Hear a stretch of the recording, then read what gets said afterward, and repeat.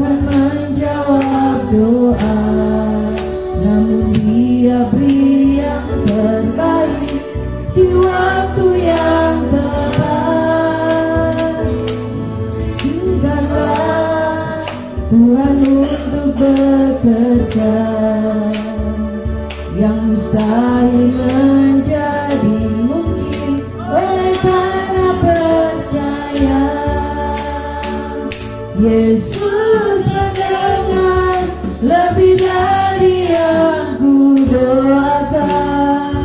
Yesus menjawab lebih dari yang kuharapkan. Dengan caranya di waktu yang tepat, ku kan melihat Dia jadikan semua.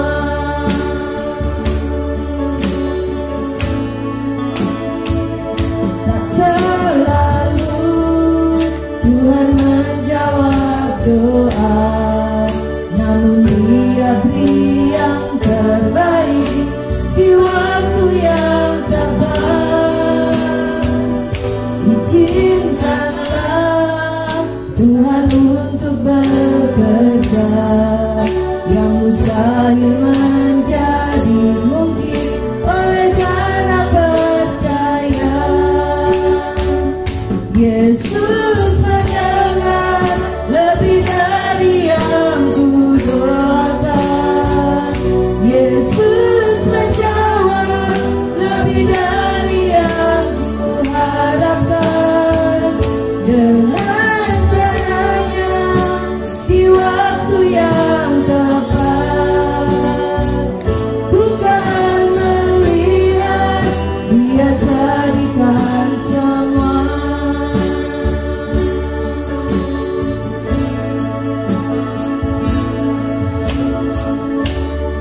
Selalu Tuhan menjawab doa, namun Dia beri yang terbaik di waktu yang tepat.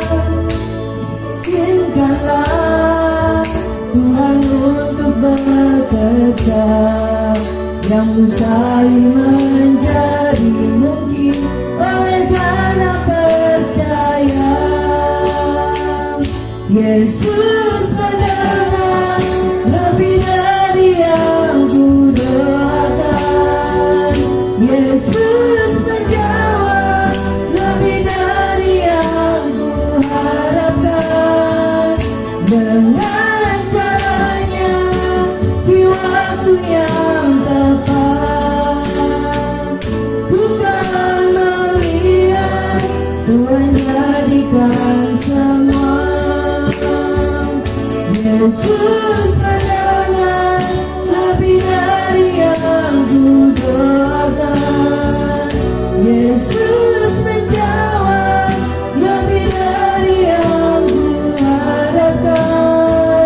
Dengan caranya di waktu yang tepat, ku kan melihat Tuhan jadikan semua.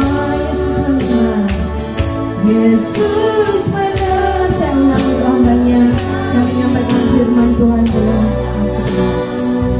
Yesus menjawab lebih dari yang kuharapkan. Dengan caranya di waktu yang tepat, ku kan melihat Tuhan jadikan semua.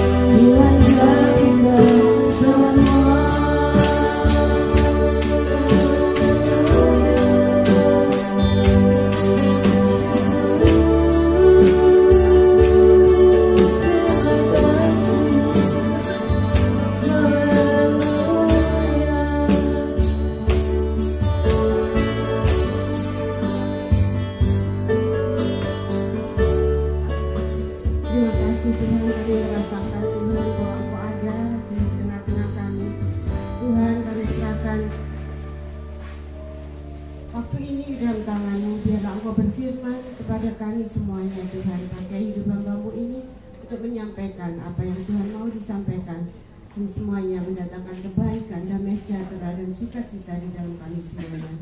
Dalam nama Yesus kami berserah dan memohon hadirat-Mu. Amin.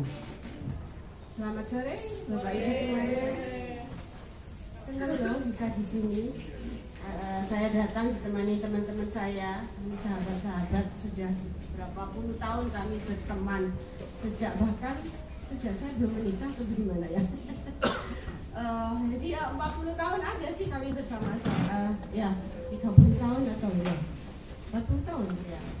Terus dan ya itulah kalau Tuhan yang memberikan itu ya, segala sesuatu yang dari Tuhan itu ada kekekalan, ada keabadian. Nah hari ini saya ketemu dengan Pak Gideon, itu ternyata beliau adalah teman dari almarhum suami saya, dan ya indah sekali bisa bertemu kembali di tempat ini. Yang saya mau bagikan itu adalah tentang unstoppable love. Unstoppable, kalau stop itu stop berhenti. Kalau unstoppable itu tidak ada berhentinya, tidak ada batasnya, tidak terbatas. Kasih yang tidak ada endingnya, dan kasih yang tidak ada endingnya. Pernahkah kita merasa, Bapak Ibu di sini merasa tidak dicintai? Bambang, apa kabar nih orang Caruban yang sudah pindah di Bandung?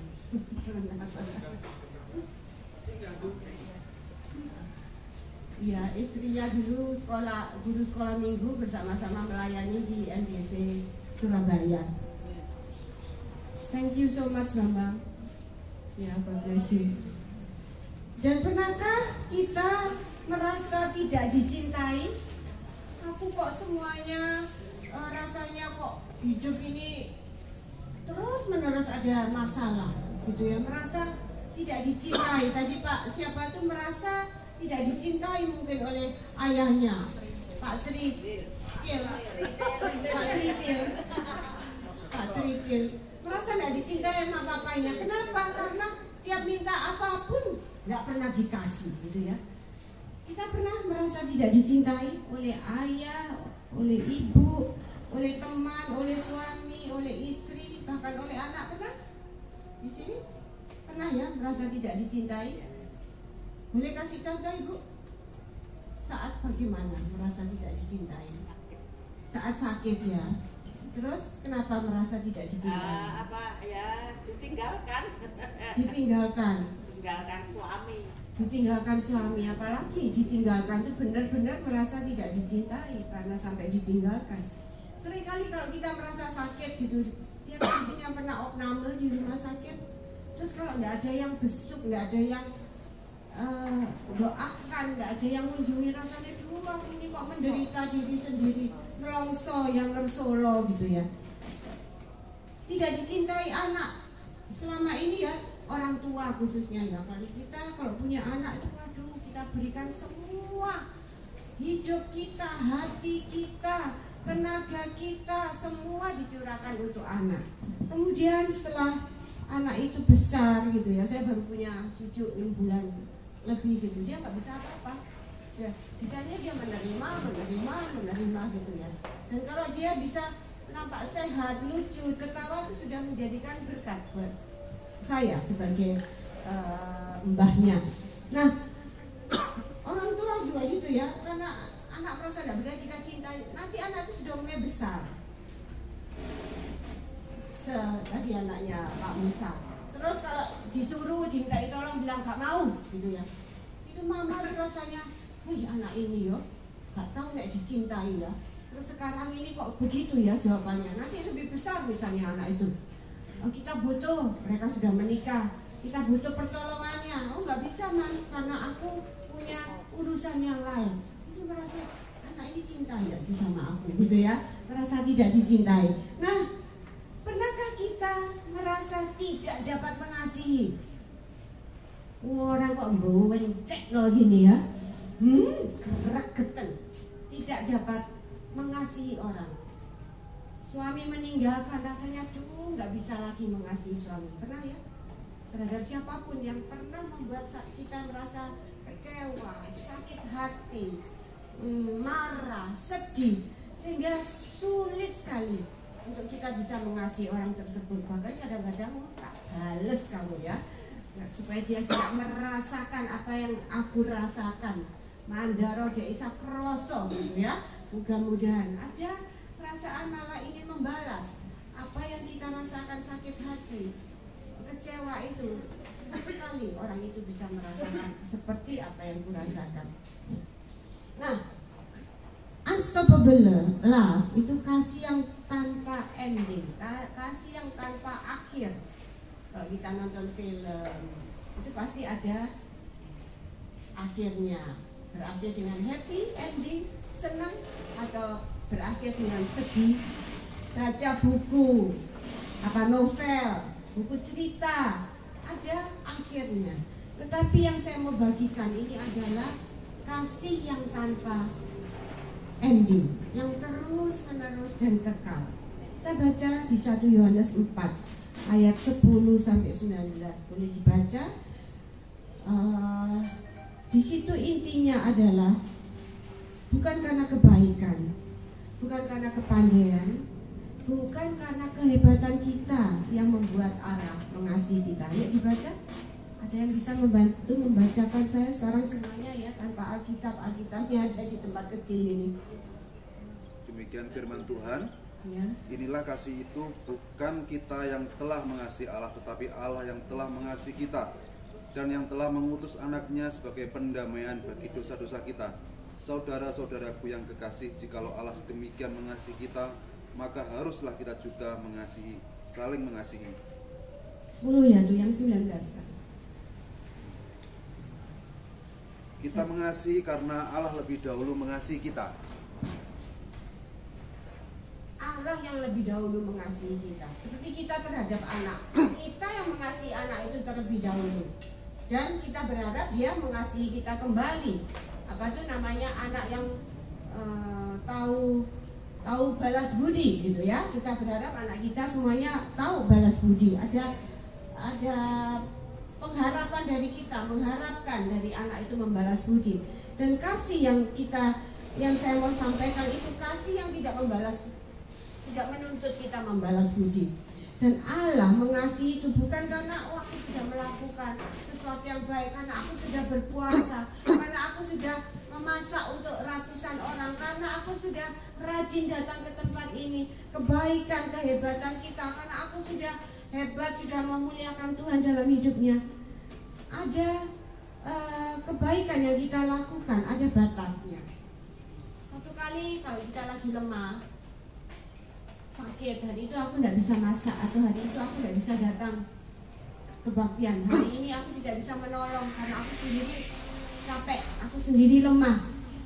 Ada batasnya. Keuangan, kadang-kadang kita juga banyak, satu bulan kita membutuhkan lebih banyak uang daripada hari sebelumnya, sehingga untuk kita memberi terbatas, kurang gitu ya. Ada batasnya. Emosi, sikon, mood kita itu bisa membatasi kita untuk mengasihi orang lain. Dia Allah yang tidak dapat disuap, dimanipulasi, dirayu, apalagi dibohongi, supaya kita bisa memperoleh kasihnya. Allah gak butuh kita menyuap dia, gak butuh kita tuh ambil muka sama dia, enggak. Kita dikasih Allah itu karena apa? Satu kata, anugerah. Dan anugerah itu adalah sesuatu yang free. Di sini semua serba free ya. Orang bisa makan free bukan karena dia nyumbang beras. Orang bisa mendapatkan pengobatan gratis bukan karena dia menyumbang sesuatu sebelumnya. No, free itu benar-benar free. Anugerah Allah itu benar-benar kita tidak ada usaha untuk melakukan sesuatu yang kita bisa mendapatkan kasihnya. Free, anugerah. Bahkan ada ayat di Yesaya 64 ayat 6. Kalau kita mengandalkan kebaikan, usaha-usaha kedagingan kita itu untuk mendapatkan kasih Allah, dikatakan bahwa segala kesalehan Kebaikan kami itu seperti kain gombal, kain kotor. Siapa yang mau menyimpan kain gombal di dalam tasnya? Mau menyimpan kain gombal di dalam lemari? Di dalam brankas? Ada. Buang gitu ya. Taruh jauh-jauh, jijik, kotor. Nah, ini yang dikatakan oleh firman Tuhan, kebaikanmu, merasa aku hebat, aku bisa melakukan ini, itu. Itu yang membuat aku dapat kasih anugerah Allah. Dikatakan itu semuanya adalah gombal. Oh, berarti kalau gitu aku enggak usah melakukan kebaikan dong. Aku jadi orang jahat aja deh. Aku jadi orang semau-mau aja lah, enggak usah menyembah Tuhan, enggak usah mengakui Yesus sebagai Tuhan. Karena kasihnya akan anugerah. Apakah demikian? Coba dibaca Roma 8:35. Boleh tolong dibacakan? Siapa saja boleh membacakan. Roma 8:35. Roma 8:35. Siapakah yang akan memisahkan kita dari kasih Kristus? Penindasan atau kesesakan atau penganiayaan atau kelaparan atau ketelanjangan atau bahaya atau pedang?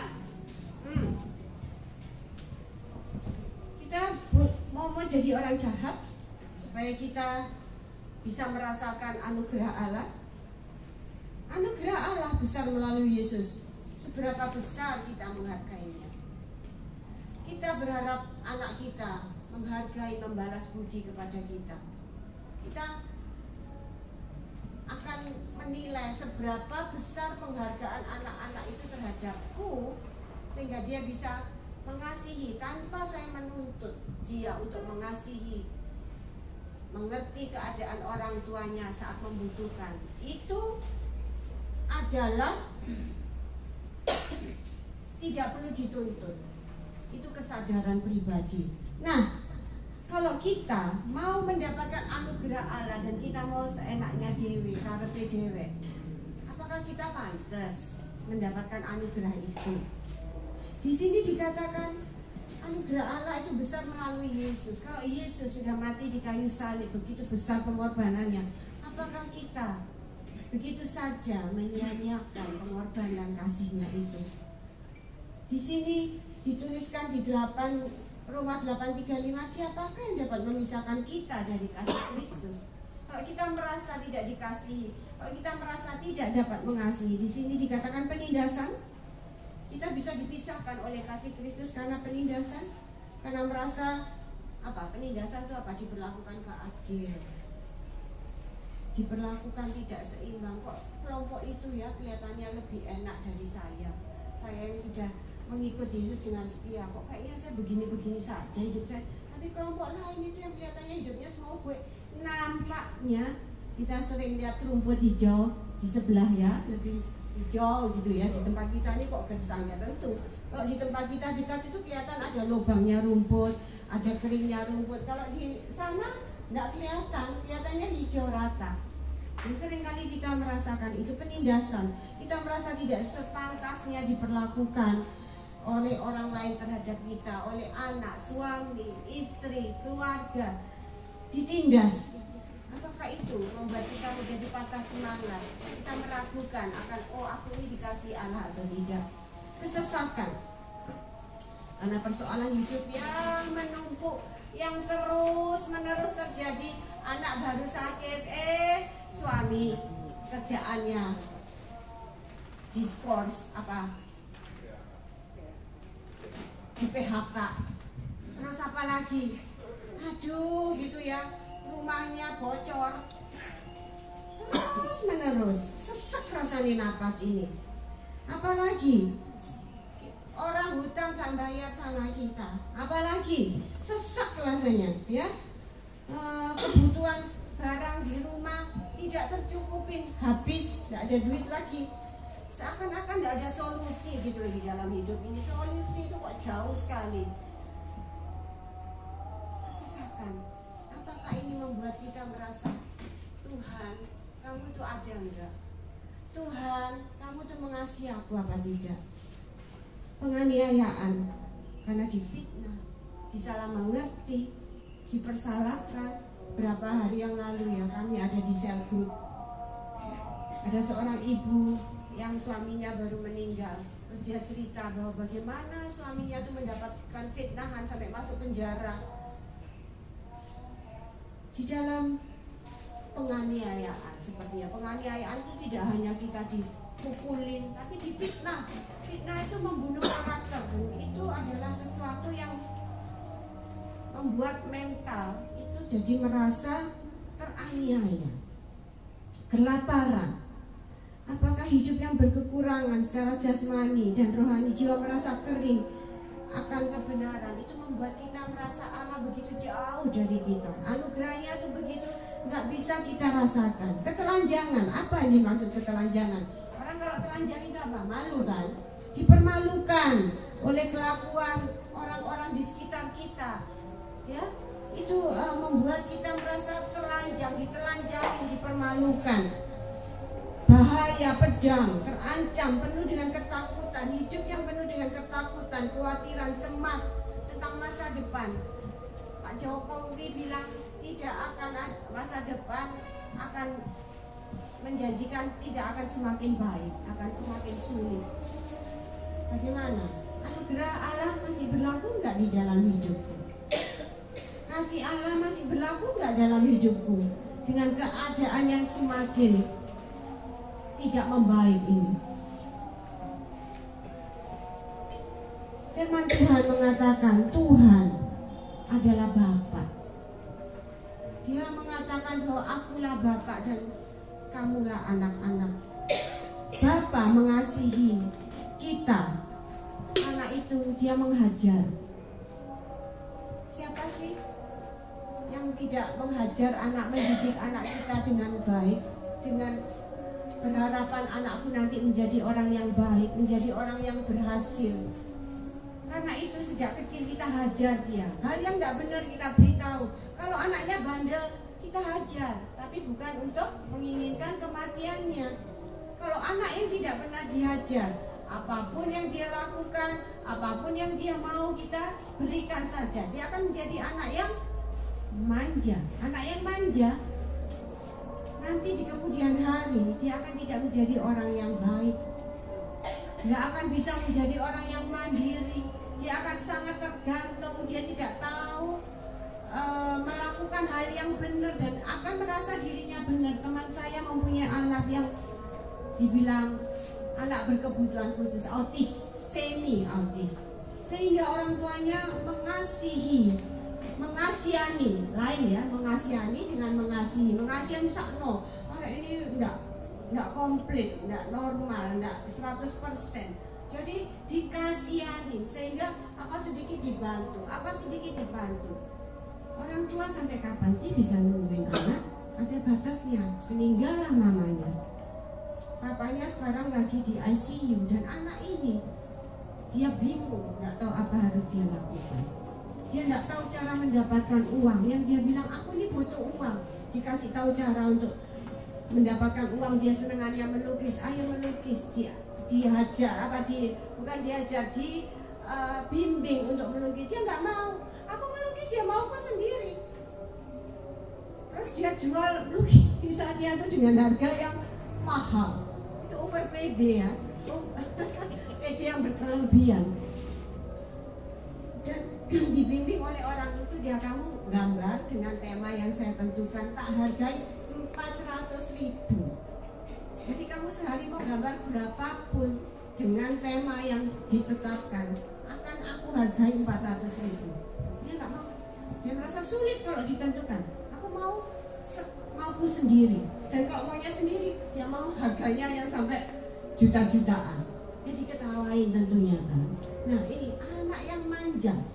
Akhirnya dia sudah umur hampir 30. Kasihan. Salahnya siapa? Orang tuanya. Nah kita mempunyai Bapa yang benar, Allah yang kekal, yang tidak pernah melakukan kesalahan. Karena itu dia mau menghajar kita. Ya, di Ibrani 12 ayat 5 dikatakan Bapak yang mengasihi itu adalah Bapak yang menghajar anak-anaknya.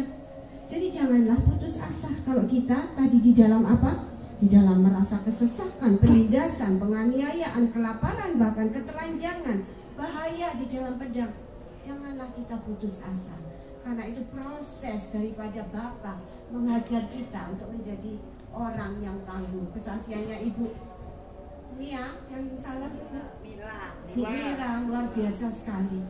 Dia tidak mau mengasihani diri sendiri. Mengasihi tadi loh, kata mengasihi dengan mengasihani itu bedanya banyak. Kalau mengasihi itu kita mengasihi, mensyukuri, menghargai keberadaan kita. Kita harus melakukan, mensyukuri keberadaan kita karena Allah yang sudah menciptakan dan memberikan anugerahnya kepada kita. Tetapi mengasihani itu menghancurkan iman. Sakno yo aku ini, aku rondol. Sakno lo ya aku ini, aku duitnya cuma titik. Sakno lo rumahku cilik. Sakno lo aku ini. Itu mengasihani, membuat iman kita menjadi ambles. Tetapi kalau kita mengasihi, mensyukuri anugerah Allah, itu meningkatkan iman kita. Dua kata yang mirip dan itu beda artinya, itu bisa membuat iman kita menjadi hancur atau iman kita akan terbangkitkan. Nah, kalau kita mensyukuri, mengasihi diri kita, mensyukuri anugerah Allah, mengerti bahwa Bapa adalah Bapa yang mengasihi, karena itu kita dihajar supaya menjadi anak, bukan anak gampang, tetapi anak yang sangat berharga. Yesus mengasihi murid-muridnya sampai pada kesudahannya. Yohanes 13 ayat 1 mengatakan, kasihnya adalah kasih tanpa batas, tanpa kondisi. Tidak ada kondisi. Oh, kalau kamu baik ya aku sayang. Kalau kamu berdoanya banyak ya aku memberkati kamu banyak. Kalau kamu puasanya sampai 100 hari tanpa putus, oh berkatmu akan tak kasih 10 kali lipat. Allah bukan Allah yang terkondisi, tidak bisa disuap dengan apapun juga. Dia tahu ketulusan hati kita. Dia yang menilik, yang menimbang itu Allah, bukan diri kita atau orang lain. Bukti dari unstoppable love adalah penderitaan Yesus di kayu salib. Yohanes 3 ayat 16. Penderitaan Yesus, setiap kali saya merenungkan tentang kehidupan Yesus sampai akhir hidupnya, ternyata Yesus itu hidupnya tuh padahal dia dipilih loh oleh Allah. Dia lahir dari Roh Kudus. Maria hamil karena Roh Kudus. Bukan berarti smooth kayak jalan tol dari Surabaya ke sini, jalan tol smooth. Tidak ada becak, tidak ada motor, tidak ada apapun. Enak langgeng, jos langsung. Apakah hidup yang di dalam anugerah Allah itu hidup yang gak di jalan tol? Ngantuk lama-lama kalau di jalan tol. Saya siut makanya sampai tabrak pembatas jalan. Itu karena masa siutan loh pada lampu cuman 1 detik loh. Ngantuk bahaya. Allah tidak mau kita ngantuk atau terbuai oleh dunia yang memberikan hal-hal yang indah itu. Allah selalu mau mengajarkan kita bahwa hidup itu begitu indahnya, melalui proses untuk terus dididik sampai kita, kecuali suami saya sudah lulus, sudah tidak enak di sana, sudah tidak ngalamin proses lagi. Kita yang ada di bumi, kita akan terus menghadapi proses itu. Semakin hidup dimurnikan, naik kelas terus. Nggak ada toh yang mau jadi TK terus atau SD sampai 100 tahun SD aja gitu ya. Ya, mau terus naik dong. Dan kalau naik pun tuh dengan nilai yang bagus toh, bukan nilainya dikatrol gitu ya. Nggak mau yang benar-benar tulus, murni, yang bagus gitu kan. Yesus itu sejak di dalam kandungan, sejak dia dilahirkan, untuk lahir aja harus mencari tempat yang ditolak di sana sini, harus perjalanan jauh. Kemudian dia lahir, waktu lahir pun dikejar-kejar Herodes sampai dibawa lari untuk sembunyi. Terus hidupnya tuh mengalami proses sampai dengan dia dewasa, dia harus melayani mempunyai 12 murid, itu pun muridnya ada yang menyalibkan dia, apa tuh? Si Yudas itu menyerahkan dia kepada musuh, dan dia disalah mengerti, dia dihina, ditelanjangin pada akhir hidupnya seperti binatang, sama sekali tidak ada harganya. Padahal selama 3 tahun dia menunjukkan kemuliaan Bapa, kuasa Bapa, tetapi pada akhir hidupnya sangat menyedihkan. Saya kalau ingat perjalanan hidup Yesus, saya merasakan apa yang saya alami dalam hidup ini gak ono opo-opo nih gitu ya. Sama sekali penderitaan yang saya rasa menderita itu sama sekali tidak ada apa-apanya dibandingkan dengan yang dialami oleh Yesusku itu.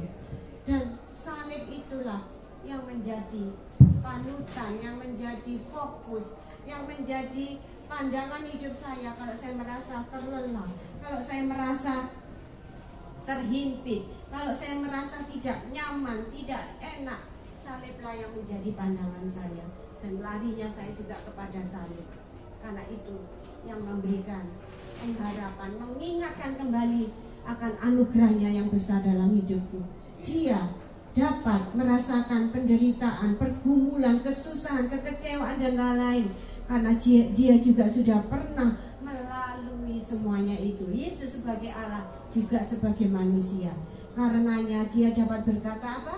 Marilah kepadaku, engkau yang letih, lesu dan berbeban berat, aku akan memberikan apa? Kelegaan, kelepasan kepadamu. Dia bisa mengatakan begitu karena Allah, Yesus sudah mengalami semuanya itu. So, agar kita dapat merasakan kasih yang sempurna, yang unstoppable love, itu hanya melalui salib. Jangan menghindarin salib. Hadapin tantangan dalam hidup itu. Gak bisa kita, wes ini ada salib, wes aku lewat sini aja, lewat jalan tikus gitu ya, supaya aku bisa mencapai tujuan. Ketemu lagi di sana salib. Kita nggak bisa menghindar. Kenapa? Karena Allah mengasihi kita, kita mau kita lulus. Jadi jangan menghindari, kita harus lulus. Dan apa yang saya alami dalam hidup saya ini, kalau saya ada hari ini, ya anugerah Allah. Mengalami penderitaan saat dipanggil suami saya, dipanggil Tuhan. Di masa saya mengalami apa ya, kebahagiaan yang puncak.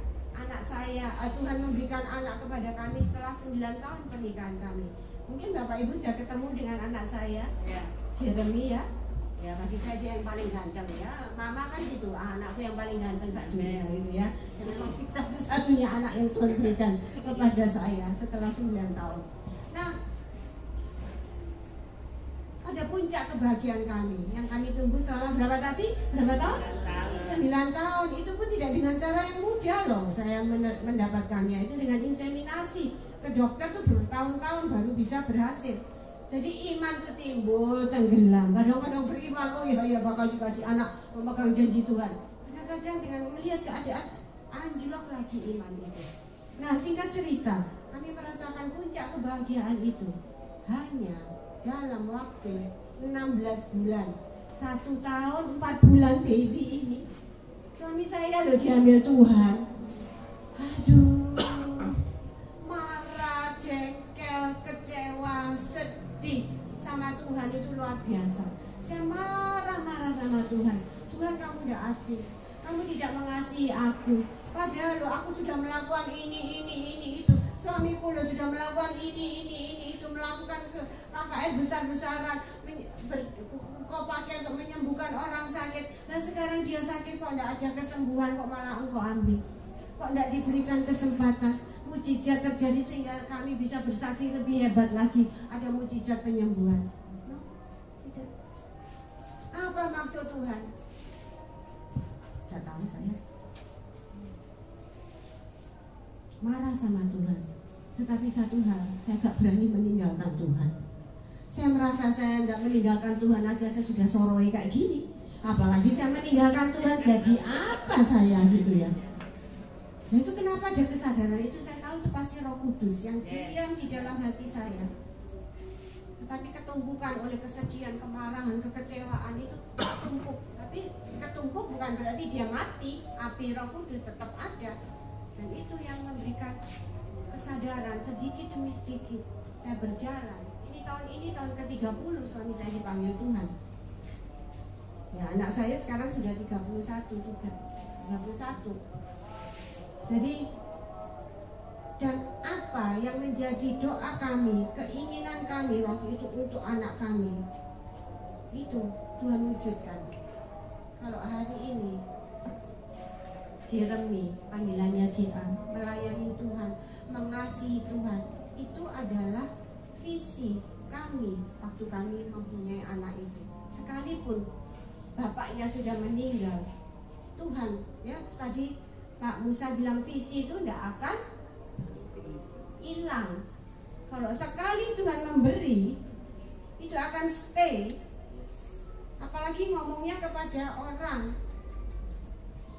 Ya, setiap orang dikasih visi, misi oleh Tuhan, itu tidak akan berubah. Yang berubah kitanya, karena melihat keadaan kita.